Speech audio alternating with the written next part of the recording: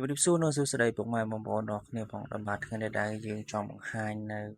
ពីរបៀបប្រឡាក់សាច់ធ្វើមកចម្អិនឆ្ងាញ់អញ្ចឹងបងប្អូនបាទ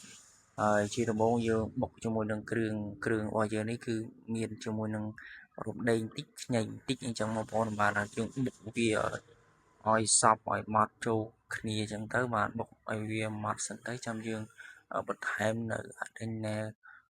ខ្ទឹមបាទ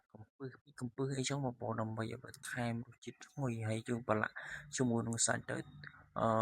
ដើម្បីកាត់ជាតិឆ្អាបកាត់ជាតិឆ្អេះអីចឹងបងប្អូនមិនថាត្រីមិនថាសាច់គោសាច់ជ្រូកសាច់មាន់សាច់ទាបាទពេលដែលយើងបុកអញ្ចឹងទៅបានគេថាគ្រឿងនេះទៅគឺថាដើម្បីកាត់បន្ថយជាតិឆ្អាបអីចឹងបាទហើយ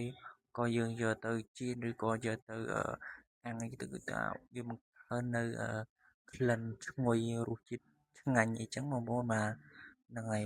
បន្ទាប់ពីយើងបុកវាម៉ត់អីចឹងហើយបាទ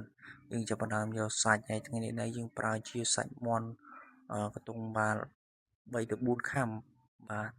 សាច់ភ្លៅបងប្អូនបាទហើយគ្រឿងដែលយើងបុកមិញយើងចាប់ផ្ដើមដាក់មកបាទយើងដាក់គ្រឿងបាទជាមួយនឹងរ៉ូឌីបន្តិចទៅបាទជាមួយនឹងអំបិលមួយចិបទៅបាទអំបិលម៉ត់យើងអំបិលក្រកបានអំបិលម៉ត់ក៏បានបងប្អូនតាមបងប្អូនមានអីចឹងបងប្អូនបាទហើយយើងចាប់ផ្ដើមដាក់ជាមួយនឹងស្ករត្នោតហើយប្រឡាក់សាច់នេះដែរបើសិនជាយើងមានស្ករត្នោតគឺថាអែមខ្លាំងមែនតើបាទដើម្បីប្រឡាក់ទៅគឺថាវាជាតិខ្លាំងមែនតើអញ្ចឹងបងប្អូនបាទហើយយើងបន្ថែមនៅស្ករប៊ីចេងបាទប្រេងខ្យងអីចឹងទៅថែមប្រេងខ្យងថែមម្រេចជាតិទៅបើសិនជាយើងចង់ហឹរអីបងប្អូនអាចដាក់ជាម្ទេសបាទម្ទេសបុកជាមួយគ្រឿងហ្នឹងបាទបុកវាដាក់ចូលទៅចង់ហឹរអញ្ចឹងបងប្អូនហើយខ្ញុំដាក់ជាមួយនឹងតែម្រេចអីចឹងបងប្អូនបាទដើម្បីវាហឹរតិចអីមកហើយពេលណាដែលយើងយកចៀនយកទៅបំពងយកទៅ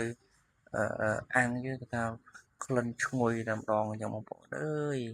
បាទបើសិនជាបងប្អូនមានទូអីដាក់ទៀតដាក់ខ្លះសេកន្លះម៉ោងទៅ1ម៉ោងក៏អាចទៅចៀនបានដែរបាទបើថាយើងចាំតែយកចៀនយកបំពងស្អែកនោះថាកាន់តែអែមទៀតបាទដើម្បីព្រោះអីវាចូលជាតិគ្នាខ្លាំងអីចឹងបងប្អូនបាទហើយបានដាក់ជាអីជាអីគឺថាតំណងខ្លាំងមែនតើបាទចៀនអាំងនេះគឺថាអែមហើយបងប្អូនអើយប្រឡាក់ប៉ុណ្ណេះបាទគឺថាមើលទៅតំណងខ្លាំងមែនតើបងប្អូនហើយបងប្អូនវីដេអូនេះមានតែប៉ុណ្្នឹងទេបងប្អូនចង់ចែកម្លែកបងប្អូនតែប៉ុណ្្នឹងទេបាទដើម្បីប្រឡាក់សាច់ឲ្យបានឆ្ងាញ់